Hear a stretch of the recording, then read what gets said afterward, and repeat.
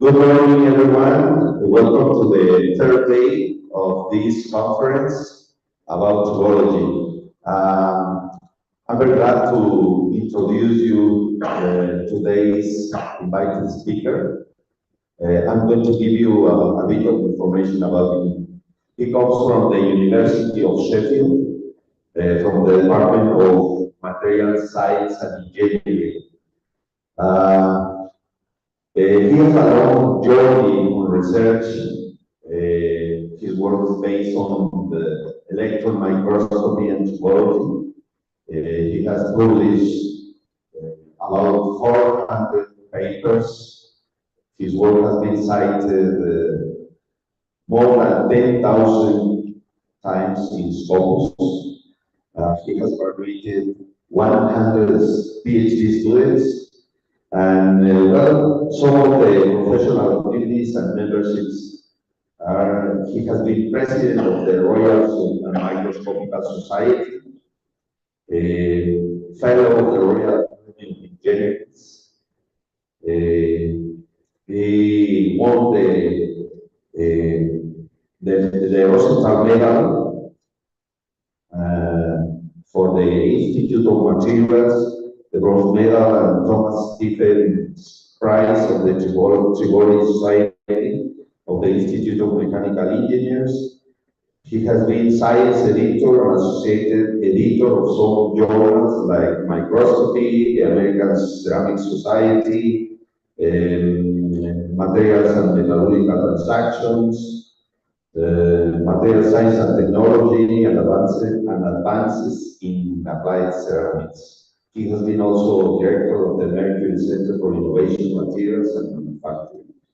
That's a bit of his information. Please welcome Professor.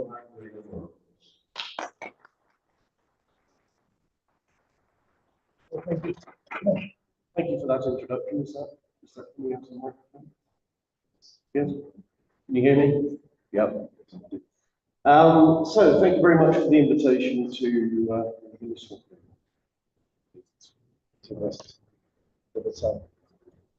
thank you very much for the invitation to come to this wonderful place in Mexico. It's 13 years since I was last here, so it's a great pleasure to come back and see your wonderful city again and enjoy being here. So I'm going to talk about tribological contact in orthopedics, and we're going to talk primarily about cobalt chrome molybdenum alloys and the titanium 6-4 alloy. These are the two main metals that are used in orthopedics, and as we shall see, no material is perfect. We have problems with virtually all materials that we put in the body, but we need to try and understand the ways in which they are not perfect. So there's lots of different areas that they are used in. The cobalt chrome will be used in the articulating surfaces here, so for the acetabular cup and the femoral head, but we'll talk a bit more about metal problems as before. And also we see that the stem that goes into the femur here is often a modular design now, and that has brought unexpected problems because we get some fretting between the two here, and indeed from that bit up there into the femoral head. So we'll talk about those. So I think the critical issues that I want to look at is sometimes when we put metals in the body that work extremely well and can last for very many years and cause no problems at all. But other times they work very much less well and serious body responses to the metal, and we don't really understand why it is that sometimes it's good and sometimes it's bad. Of course, these two metals are rendered passive by the nature of an oxide layer on the surface. We need to really understand how it is that oxide layer forms, because that is really the key to understanding the wear and friction behavior that we see. Where the metal is passive, then everything's fine. But if you remove locally that passive film, then you are creating a galvanic cell, and that can lead to accelerated corrosion and accelerated wear. One of the things we see often when we take components out of the body after they've been used, or do laboratory tests, is we get these tribal films forming on the surface. They're quite apparent because they're darker, carbonaceous films that we see. And so we see them in the lab, we see them in the body, but it's not really very clear whether in this situation they're good or bad. I know that in engines, lubricating oil and so on, there is an intentional tribal film formed. But in this case, we have no real control over its formation. Is it good? Is it bad? And we don't really understand the structure of the film. I think we do now. Of course, what you have in the body, in the lubricating fluid, the synovial fluid, are proteins, and as I'll show you, those play a really quite important role in the formation of tribal films and the wear and the friction behavior. Okay, so I've just mentioned the synovial fluid, it has proteins in it, and we see here that if we have a surface, whatever the metal surface that we have, if the pH is about 6.5 or above, then those proteins are attracted to the surface and will form a film on it. If the pH is much more acidic, then the surface repels the proteins and you will never form such a film. So the protein does actually get attracted under normal operating conditions to the surface, and as we'll see, that is really quite important. So we have a quite a simple tribal setup. We have a Brooker UMT machine, and we do these tribal corrosion studies, and under relatively low loads, using bovine serum as a replica of the body's synovial fluid. So we're going to start the story looking at titanium titanium for vanadium. Of course, this was an aerospace alloy developed in the 1960s for aerospace applications, and it was just put in the body pretty much in the same condition and expected to work. It's used quite extensively, as I say, with thermal stems, and it might be against chrome, or it might be against itself. So the first test we did was to try and understand the role of these proteins. And I know it's not terribly easy to see what's going on here, but it's a cartoon that will repeat itself. So the black line we have here is the coefficient of friction, and the red line is the potential. In the bottom one, then we have just have a simple PBS type solution. It has no protein in it, and as you can see, as the test goes on, then the friction gradually increases, quite an unstable situation, and indeed the potential increases throughout the test. In the top one, what we have done here is to, after this point just coming up here, we've added some protein to the solution to see what the role is, and you can see it's quite an abrupt change. The friction now becomes quite stable. It's not really changing very much. And the potential generally falls while we're going up, but occasionally you get these events that take place, which is associated with loss of the surface passive film, and then the surface repassivates on it. So it shows quite clearly the effect of the protein. That's really quite a strong effect on the friction we see, and the potential, which is important. So again, a bit of a busy slide, but we'll walk through it. So we're plotting here the coefficient of friction, and we've got four different conditions. So the top one here is with a positive applied potential, so anodic conditions. In other words, this should force the surface to generate an oxide. And this is going down, so minus 0.5, minus 0.8, minus 0.95. So under this condition down here, then it's a cathodic condition. You would not expect to find any oxide on the surface. it should be a bare metal surface. So what it allows you to do is to compare the effect of an oxide on the surface under these top conditions here, the anodic conditions, compared to where you have a bare metal surface down here on the bottom. So you can see the friction is quite different. So here, under the anodic conditions, it's quite stable. You get occasional blips up as it a bit of the surface tacit film is worn away, and then the surface recastinates quite quickly from the oxide film. But under the cathodic conditions, then the friction is quite noisy all the way through. So you can see that the applied potential clearly has an effect on the friction. It has a very strong effect on the wear rate. On the here, which is plotting the wear rate in microns cubed per meter, this is without the protein, and you can see the wear rate is about 5 pounds. As we come here, this is the cathodic condition, so we have no oxide on the surface, nothing protecting it, and that has a lower wear rate than the protein free, but it's still very high. As we come down here, we go to the anodic condition, in other words, where we have the oxide on the surface, and the wear rate is significantly lower than it was under the other conditions. So clearly, for titanium, that is, the oxide is giving you some surface protection, which is good. But what about these tribofilms? Because is it just an oxide? And you'll see it's actually much more complicated than just forming an oxide. So just a standard SEM image here, you can just about make out these bits that are darker. These are the regions where you can see a tribofilm, the lighter regions where it's absent. And what we find is that the tribofilm is more extensive in the order of going from the anodic through to the cathodic.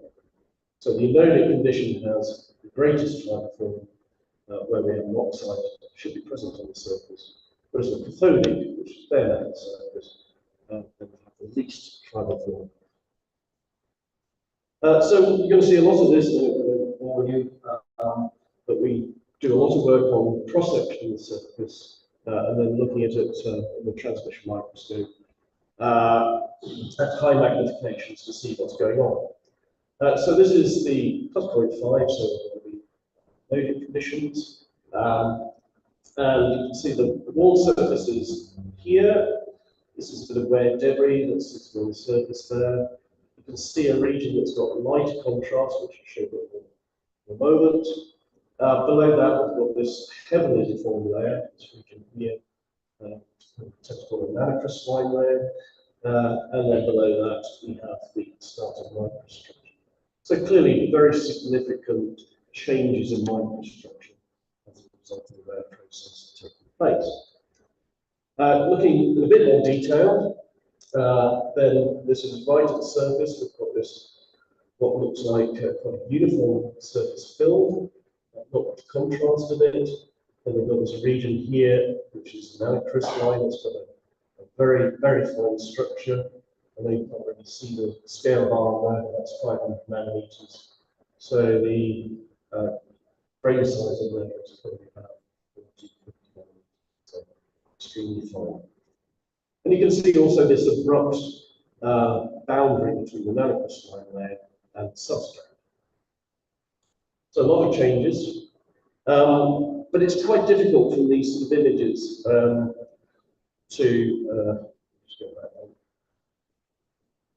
it's quite difficult from these images to make out exactly what's going on. It's a really fine structure, what's going on in these regions. So we have a lovely technique which is relatively new. It's called precession electron diffraction. And what you do is to tilt the beam. So this is electron microscope, beam coming in, tilted, and the electrons go through the solid at an angle, and you collect a diffraction pattern. That in itself would not be interesting, but what you do is to tilt the beam in a successive of different orientations around it, and you end up with a whole series of electron diffraction patterns. It's not changing anymore. Maybe. It's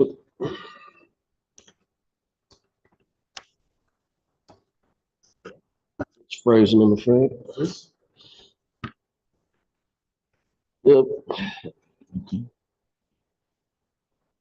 Sorry, my fault. Please.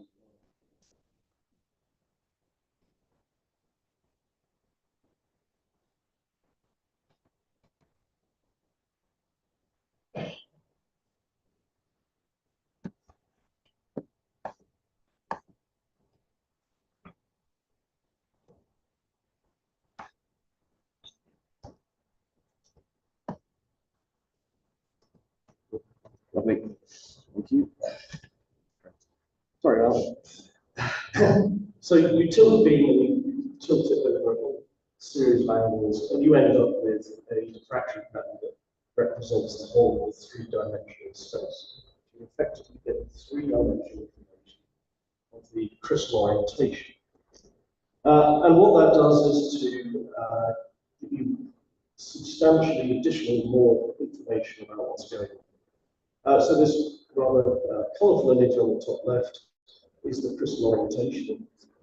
So the colour coding, if it's blue, it's got the same orientation, if pink, it's got the same orientation, and so on. So you can really in detail see the crystal orientations. And then these three here are showing the stored energy, the dislocation density of that region. And we can separate it out for all the different phases. So the top right is for the PCC, the horizontal cubic phase. The bottom left and the other one are for the hexagonal close packed phase. The one on the right is for the basal planes, and the one on the left is for the prismatic planes.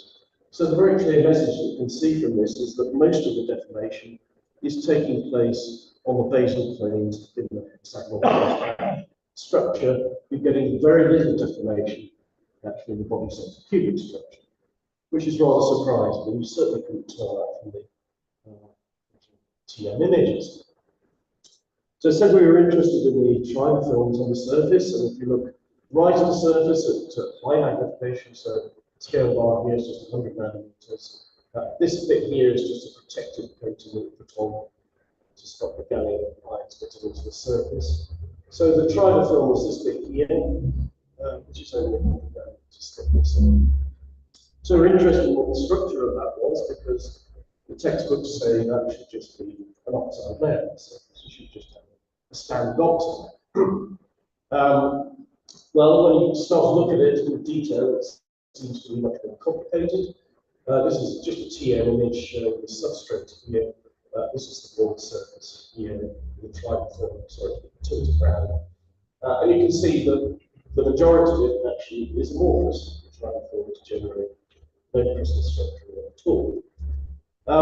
So the next technique we were using here is electron energy loss spectroscopy.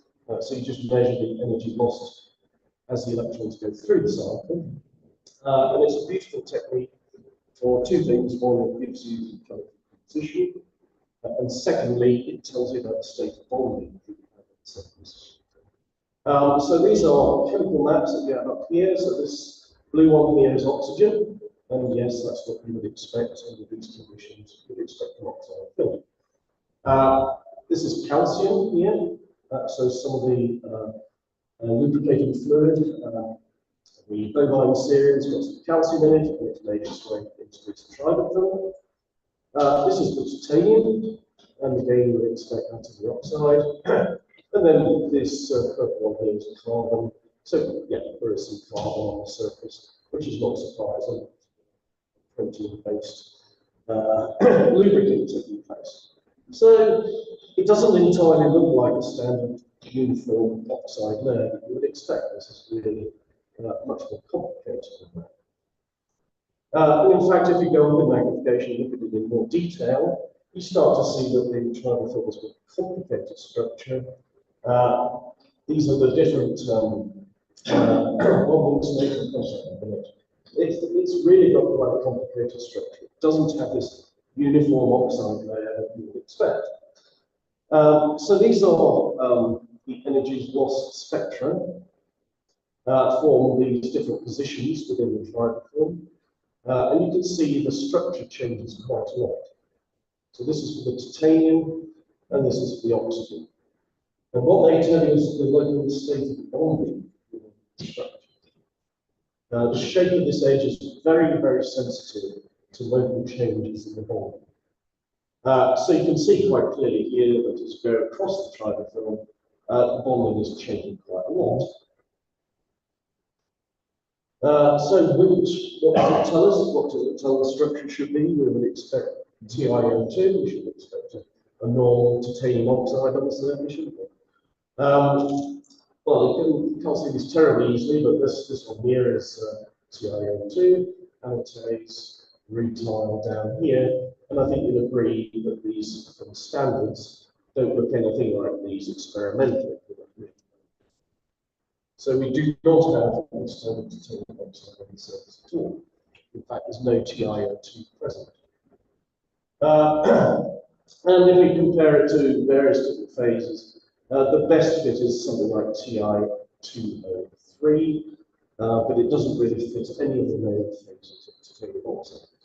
That's partly because it has carbon in that as well. So it's a non-equilibrium structure.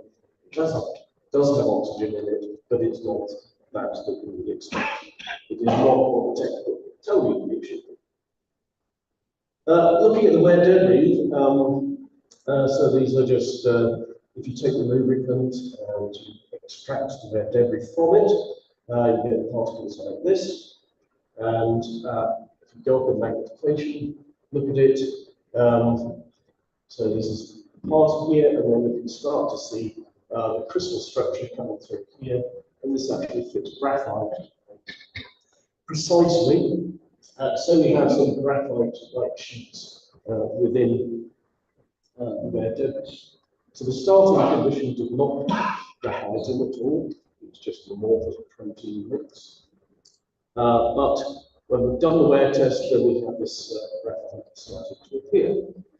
Now, I don't know if anyone picked up on this. There was a very controversial paper a few years ago by some US researchers that appeared in the Science Journal about graphite forming during the sliding process as a solid lubricant.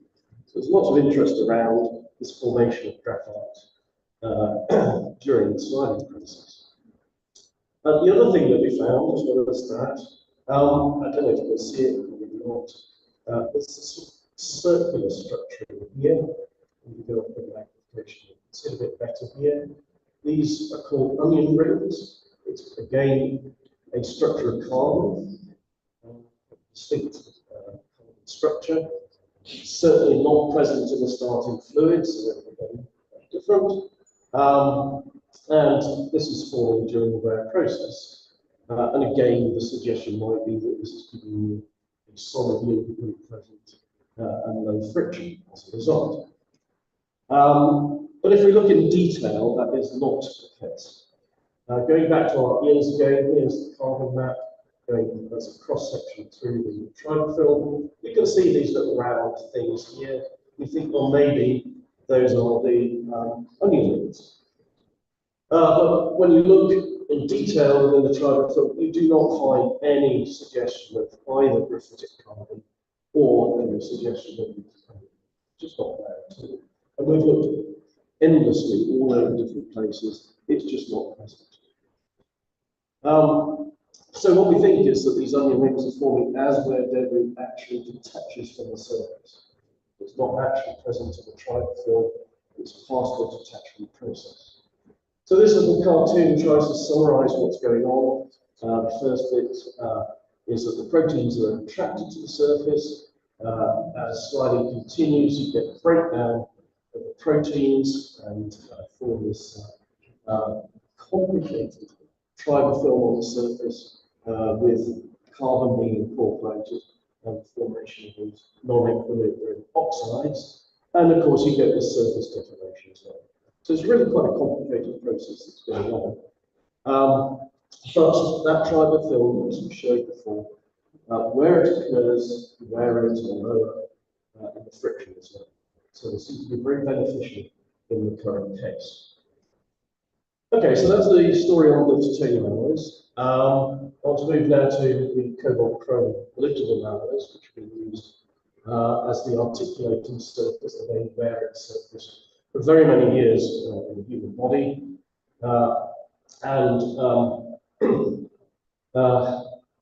Often you just use a cobalt chrome polyphenol head against a polyethylene cup, but over the last 20 years or so, it's been increasingly popular to use metal on metal, like this one here. So the cobalt chrome moly on sliding against each other. And the view here was that they are very damage tolerant, fractional impact, very wear resistant, and they should last forever. Unfortunately, that wasn't the case. It was some changes. They were actually working very well. There's some lovely designs, the Oxford design, implanted in the body and worked really well for very many years. And then one or two companies came along and wanted to change some things and make it better. Dupree was one of the leading ones of these. They changed two small aspects of the design of the equipment. They made the femoral head a bit wider, and they changed the stem design.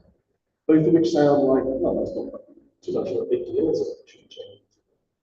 But they went from working really well to failure rates up to a quarter, so within 6 years, and in some cases, some designs, nearly half that were being put in the body failing. And they weren't just failing, it was a very unpleasant thing. The red debris that came off the joint was giving a body reaction, cells growing around these red debris trying to reject it. And it looked like a cancer tumor growing in the body. So when these had to be replaced, then it was a very unpleasant operation. Also, the body tissue had to be removed as well because there was so much damage.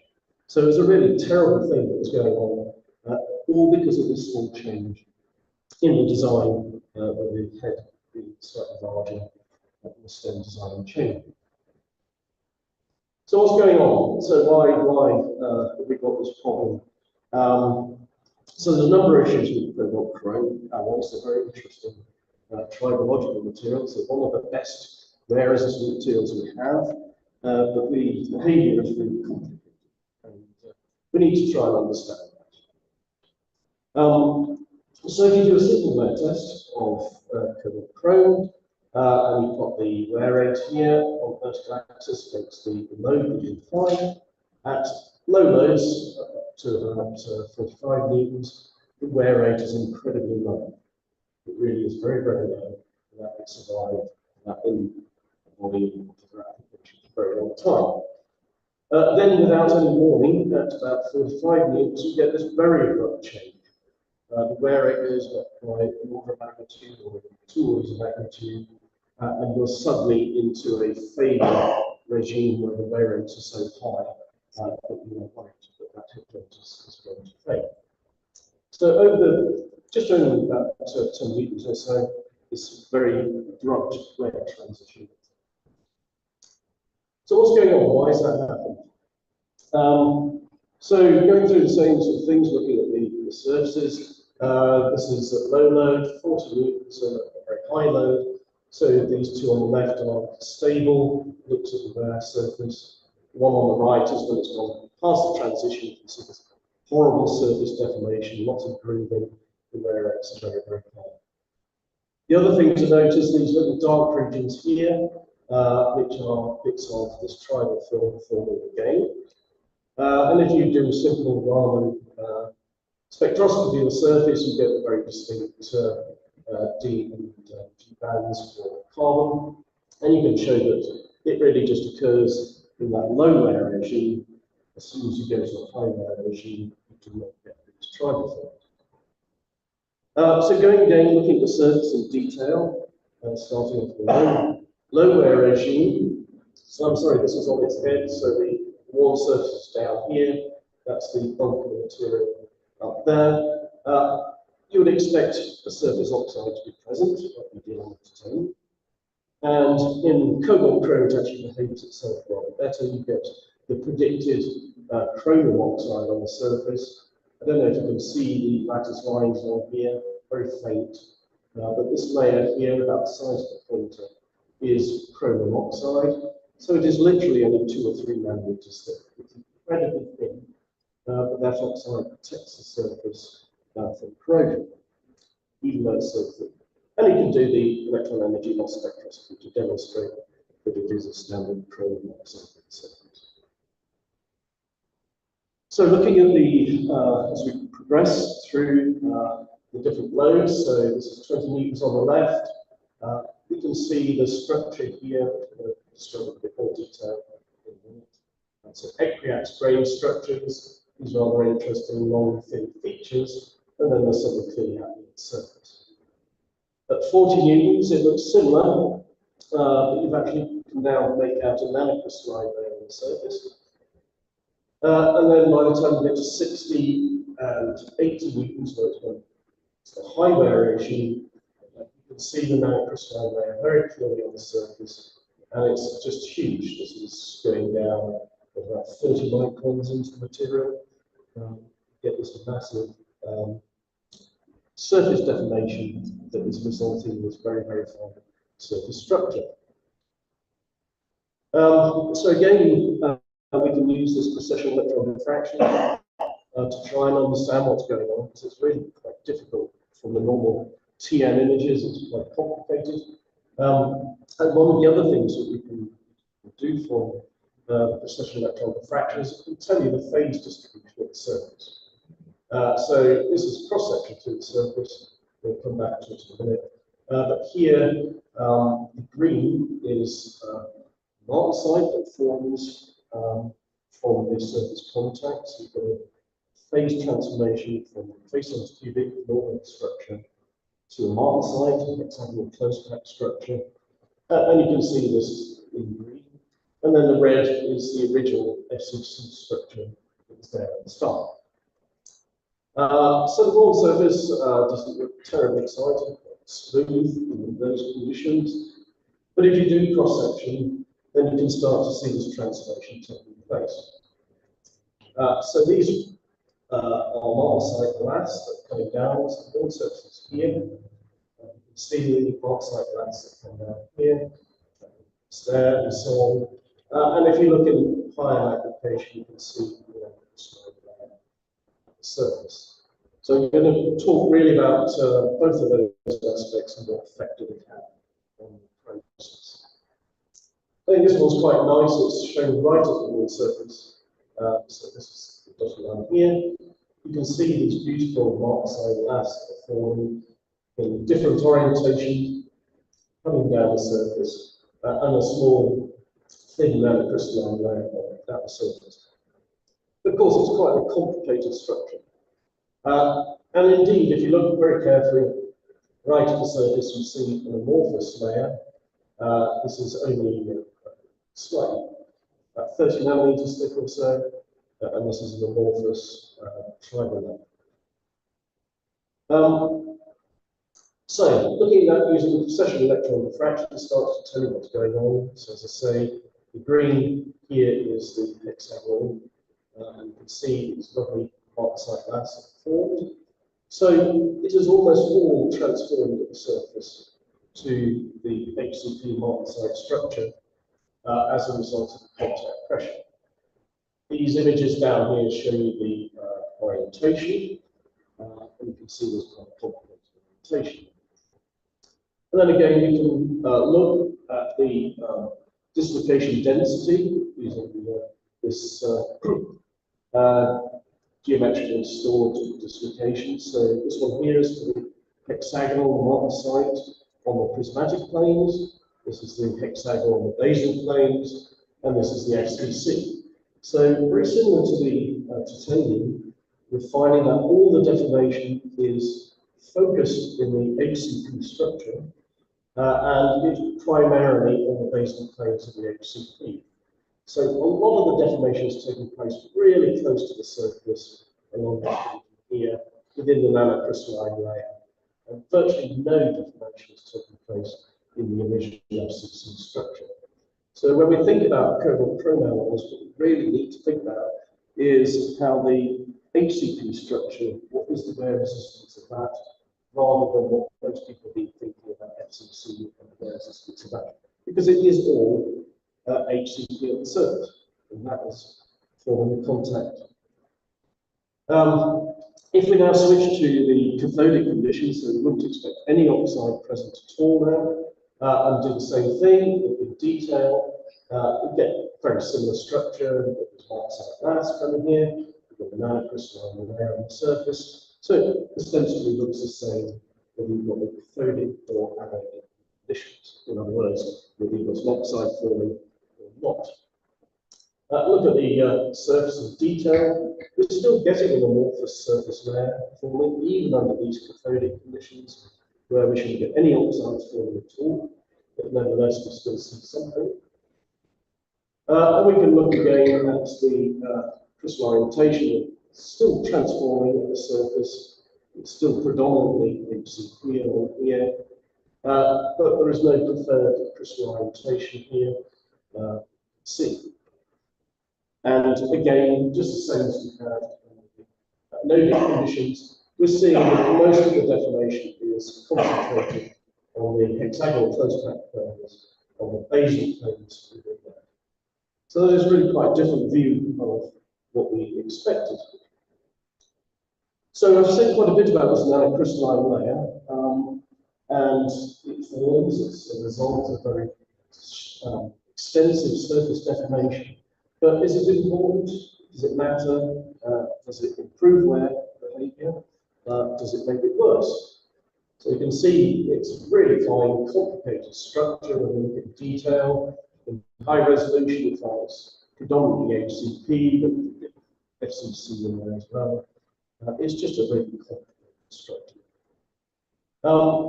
So if you look at the mechanical properties of the surface, so you do nanoindentation after the wear test, and the way we've been doing this is to put the indenter in, unload it, put it back into a greater depth, unload it, progressively unload it all the way up, and then you get a very good idea of the mechanical properties of the surface.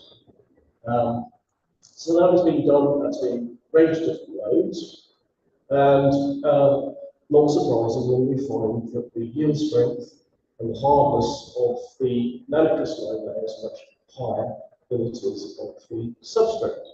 So we're plotting here the hardness on there, this is the yield strength, this is the load.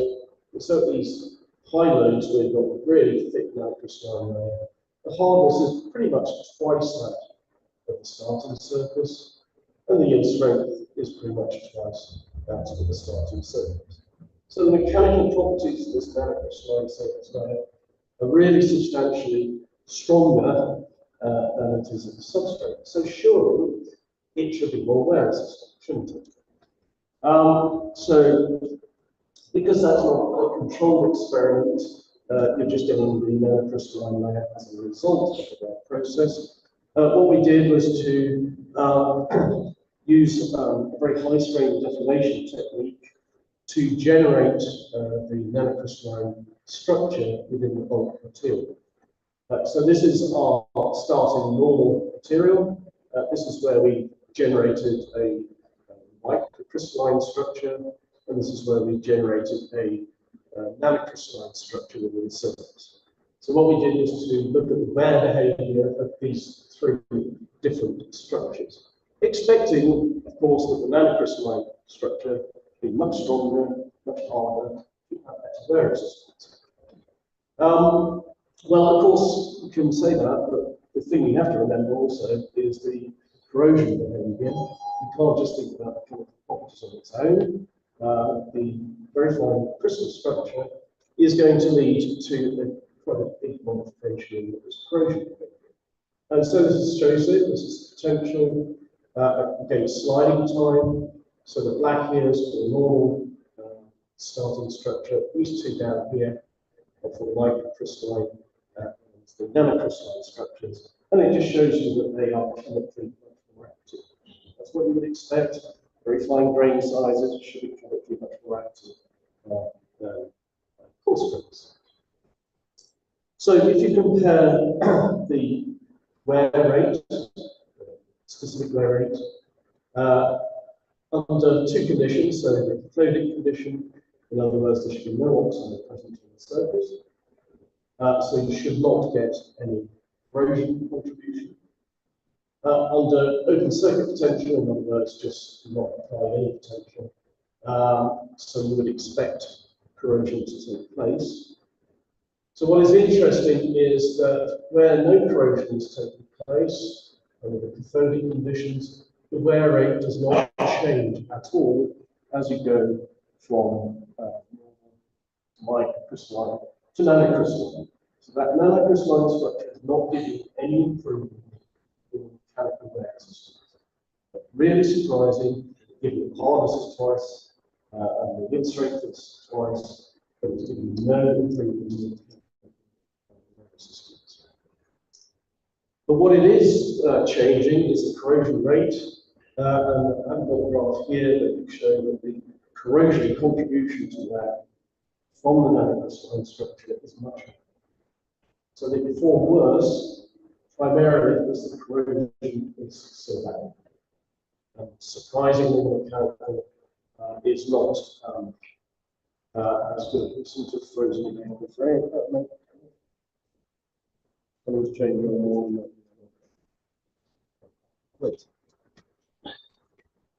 Yeah.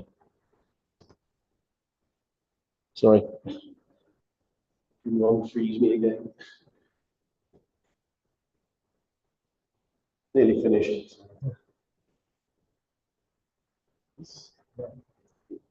Yeah. That's it. One down. Yeah, great. Okay, the last thing I want to just talk about briefly is clearly these oxide films on the surface are really important to the friction and wear of these materials. The way we've adjusted that oxide film on the surface has been through adjusting the potential to go with the third. But of course, that doesn't happen in the real situation. That doesn't change the problem in the potential condition.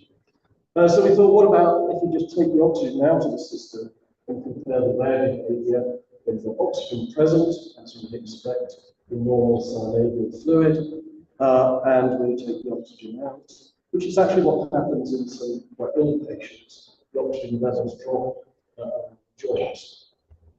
So does this affect the wear behavior? So what we're plotting here is the load in the same way we did before, wear rate here, and the blue here is with oxygen present.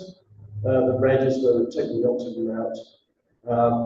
And you see at low load there's no difference in behavior whatsoever.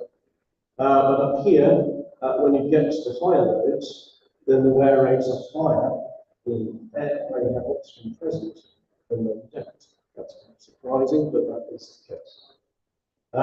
It doesn't have much effect on the friction, but it certainly affects the potential. So this is the potential here, this is a function of load, and the potential is always higher than oxygen present.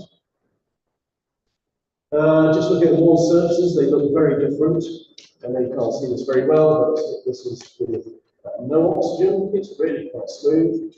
In there, you get this very rough surface condition.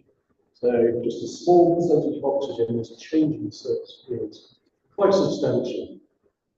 If we go again and look in detail at what the surface looks like, so two cross sections. The top one is where we have oxygen present. And you can see a nice thick oxide-based tribofilm on the surface. And the lower one is where we're taking the oxygen out. It looks broadly the same, but there are important differences. There's very little in the way of a tribofilm present.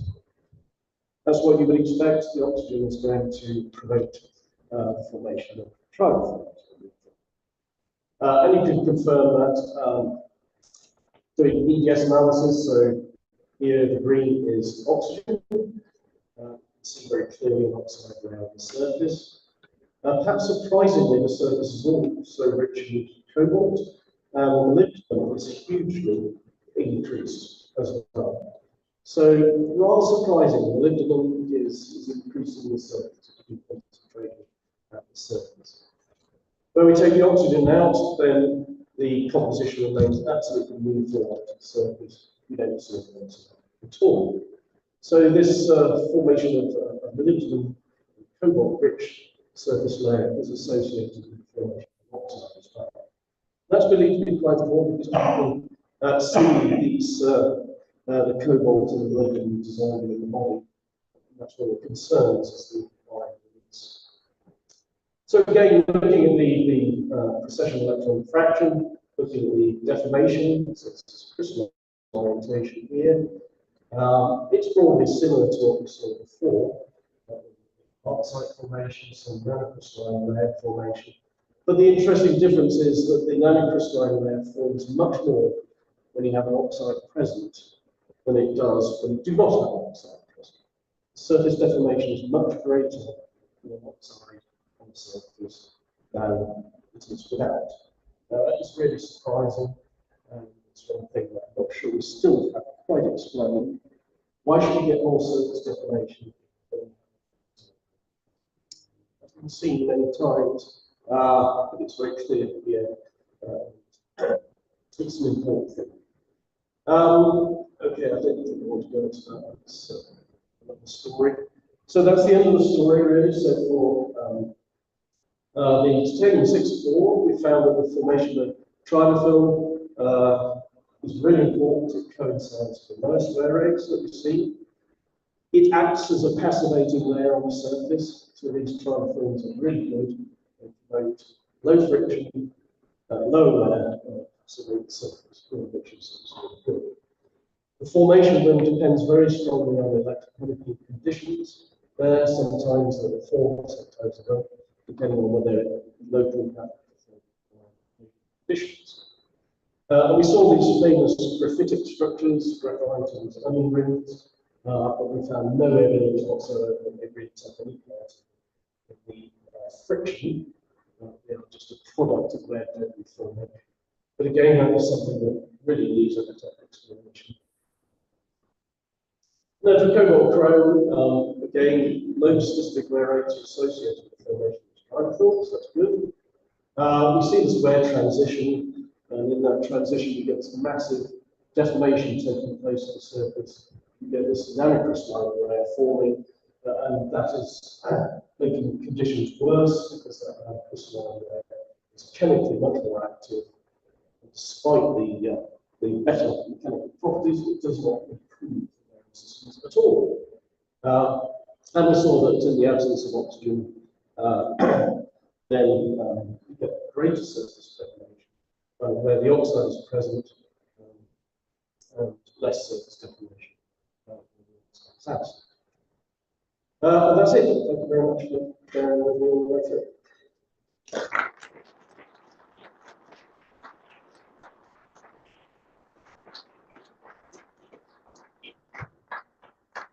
Okay, it's time for questions, please.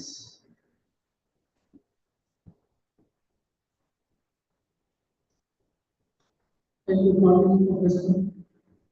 Glad to see you again here in Noel. It's very nice to be here. Thank you for coming.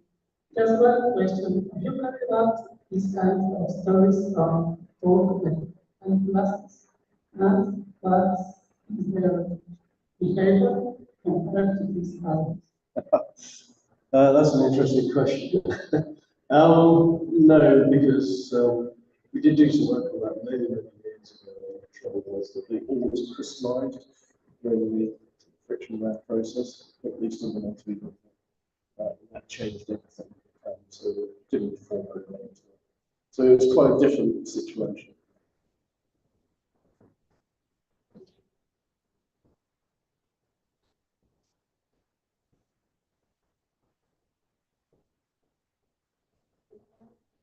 For the presentation. In the case of examining alloys,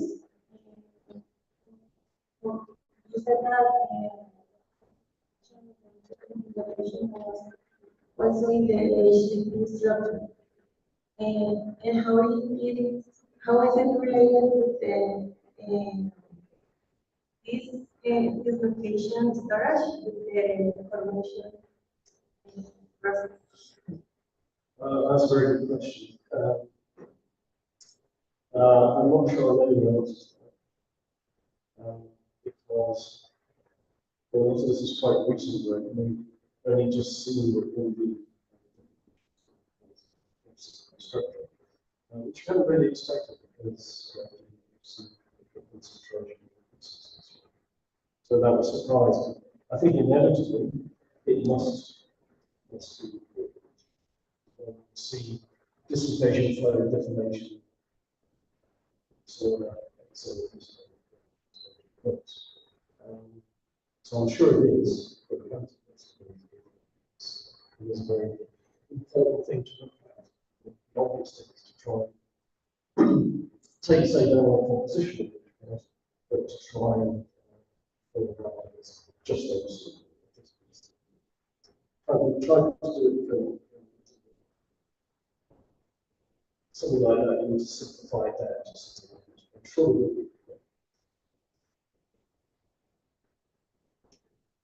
How did you get?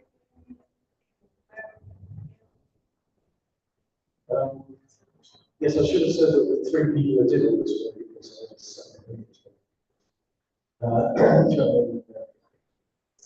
outstanding. It's quite a complicated process for you to separate out. You have to use some fluid that will try and separate out. So it's not a perfect process. Change the way.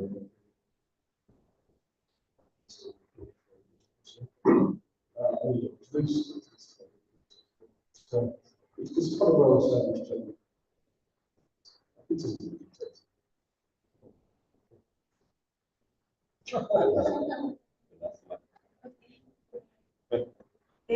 the contact, initial contact pressures and the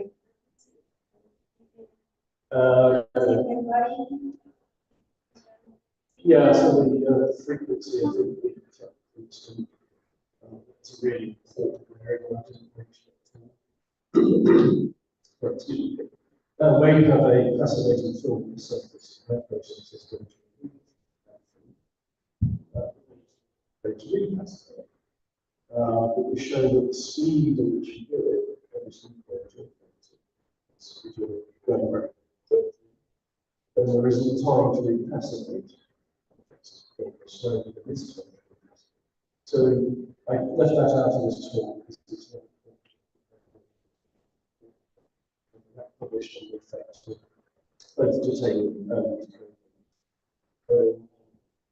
slides.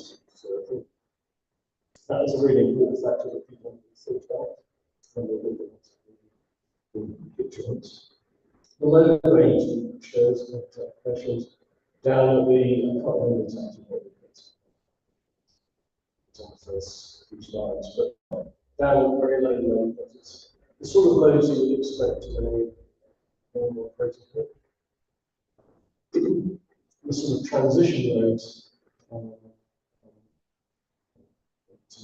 units should not normally occur. See that sort of thing. But with the change in design, we did implemented more edge loading.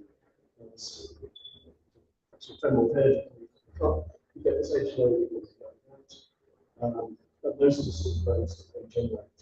So basically, they change the design from being a bunch of those positive pressures, lower transition, as long as the so you just generate they're really important. You can totally read that. Very comprehensive question.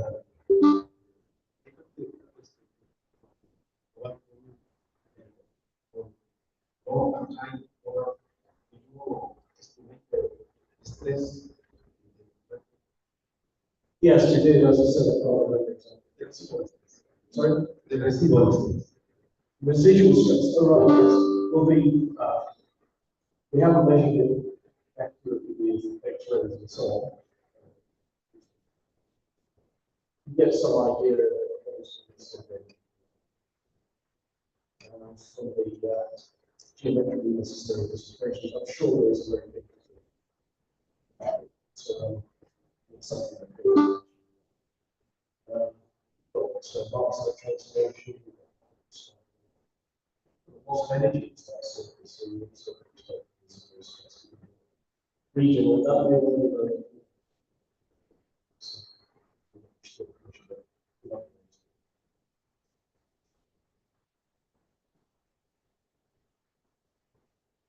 Thank you very much. Very informative. In one of the drawings, you showed there's a note about what things you done. Then it was the contact. Yeah. Obviously, friction speed of activation changes the temperature after. yeah. And that is the motor from negative chemical and negative chemical. Yeah. How much have you done of that? Well, the speeds are relatively low, so the friction can't be detect much to change within it stays reasonably constant. That's not to say there aren't flash rises going on. But measured incredibly up to 50 degrees. Simulating a simulator, which is obviously going to change a lot. The structure of living proteins, etc. And obviously the upside formation. So yeah, I think yeah, can actually Yeah. So I think it's very difficult. it is, yeah. It's really difficult. My question. Because I wanted to ask you, the transformation from the FCP to HCP is driven by the deformation or the temperature? It's purely stress. So, only can the FCC structure is more thermodynamically stable. We want to we can drive the transformation through temperature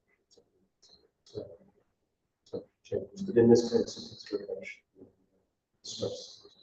And if you polish these materials, it's very difficult to not get some more saturated. The last one from the results for titanium, the rare results, is the first experimental condition, the only one that does not contain. Yes. Yeah, I just wanted to show that the protein created before. There's lots of papers published. Say, solutions, and they're going to get complete.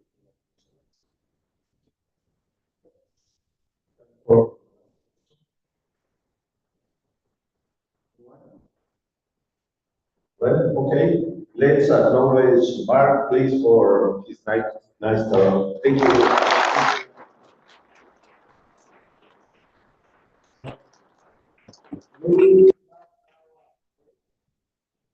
So, 15 minutes, please.